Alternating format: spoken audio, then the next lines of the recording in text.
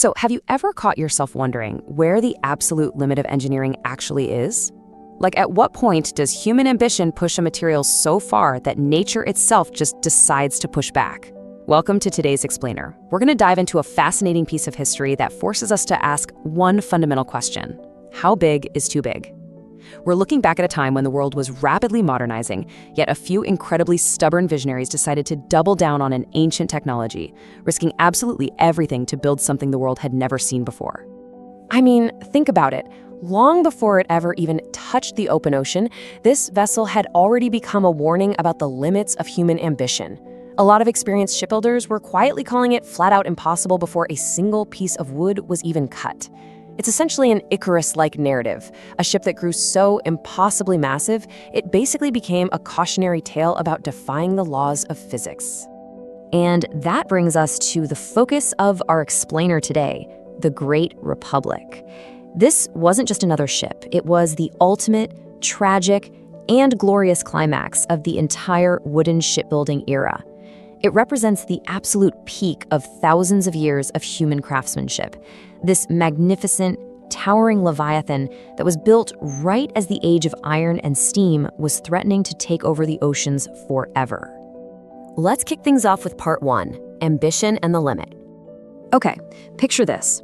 Driven by the massive logistical demands of the California Gold Rush, the Australian Gold Rush, and the China tea trade, a shipbuilder named Donald McKay and his financier, William H. Webb, decided they wanted to build the largest wooden ship in human history. But building something this massive out of wood presents a huge physics problem known as hogging. See, wood is a living, flexible material. When you build a wooden ship beyond, say, 300 feet, its structural integrity begins to degrade really rapidly. Ocean waves don't lift a ship evenly, right?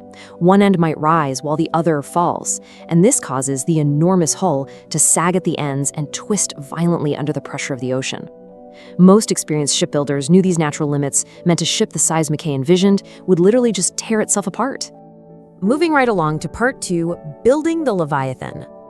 Put yourself in the Boston shipyards of the 1850s. There's sawdust in the air, workers are shaping massive oak beams entirely by hand, and this gargantuan wooden skeleton is rising up, completely dwarfing the shipyard workers below. 335 feet. That is over 100 meters long. The Great Republic made standard merchant ships of the day look absolutely tiny. To reach this unprecedented length, they had to push their materials, specifically white oak and hard New England pine, to the absolute brink of what was physically possible. Now, because wood alone couldn't handle the immense twisting forces of a 335-foot hull, McKay had to resort to an extreme measure. He integrated massive iron diagonal braces directly into the wooden frame. This basically marked the absolute limit of wood-metal hybrid construction, and to power this behemoth, they planned for an astonishing 15,600 square yards of canvas to catch the wind. That's enough canvas to cover multiple football fields. The sheer scale of the engineering happening here was just staggering. And you know what? Initially, this massive gamble actually paid off. On October 4th, 1853, the Great Republic was officially launched. Picture the scene: 50,000 spectators packed along the Boston shoreline cheering it on. The ship's 4 towering masts literally dominated the entire city skyline as the dark wooden hull finally splashed into the ocean. It was a completely triumphant moment, proving all the skeptics wrong and showcasing the single greatest engineering project of its time. But the triumph didn't last. That brings us to part 3, the harbor inferno. The craziest part of this whole story is the timeline. The tragedy unfolded in a heartbreakingly short span of time. Going from a spectacular launch in October to final preparations in New York, the largest wooden ship ever built suddenly found itself trapped in December.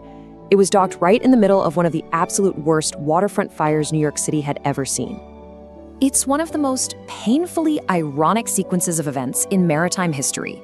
Sparks from nearby burning warehouses drifted on strong winds, and they turned the ship's towering rigging into giant flaming torches. Desperate crews furiously pumped water directly into the burning hull, trying to fight the flames and save the structure. But the ship was already loaded with grain for its maiden voyage. The water soaked the grain, and if you know anything about grain, it expands when wet. It expanded with so much immense force that it violently burst open the massive wooden seams. The ship was literally destroyed from the inside out by the very water that was meant to save it. Which brings us to our next chapter, Part 4, Rebirth and Reality. So at this point, the dream seemed entirely over, right? Nothing left but a blackened, floating skeleton in a smoke-filled harbor.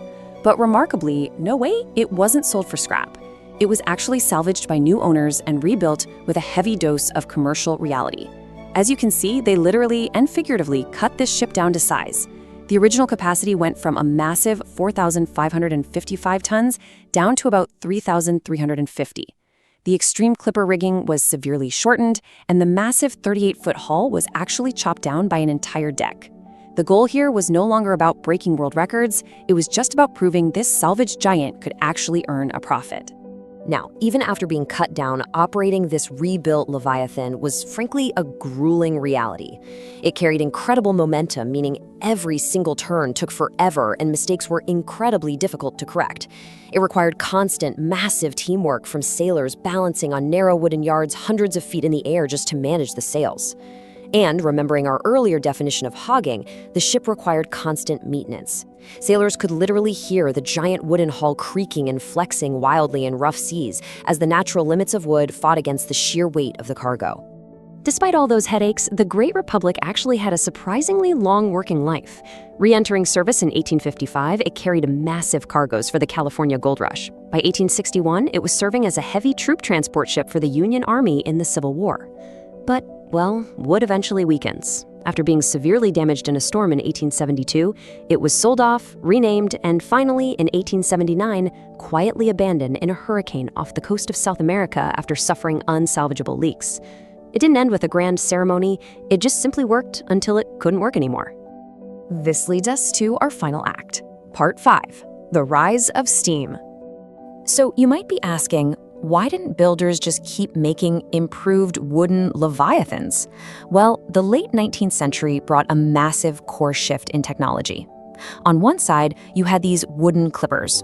Romantic and flexible, sure, but entirely dependent on the whims of the wind and incredibly heavy on maintenance. On the other side, industrial steamships arrived on the scene. Built with rigid steel, running on reliable, predictable schedules, and possessing practically unlimited size potential, because metal doesn't suffer from hogging the way wood does. The economic shifts happening right around then were just undeniable. Steam engines meant merchants didn't have to pray for favorable winds anymore. They knew exactly when their cargo would arrive. Plus, the 1869 opening of the Suez Canal was a massive, massive blow to sailing ships, which couldn't easily navigate the canal's tight quarters and specific wind patterns. Steamships could just power right through. On top of all that, thin iron and steel hulls offered extreme rigidity without taking up the massive internal cargo volume that thick wooden frames required. Predictability simply beat out romance.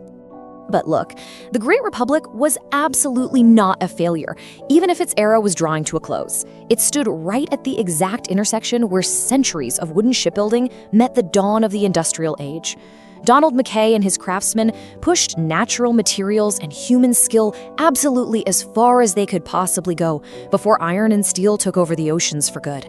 Which leaves us with this final lingering thought to take away from our explainer today.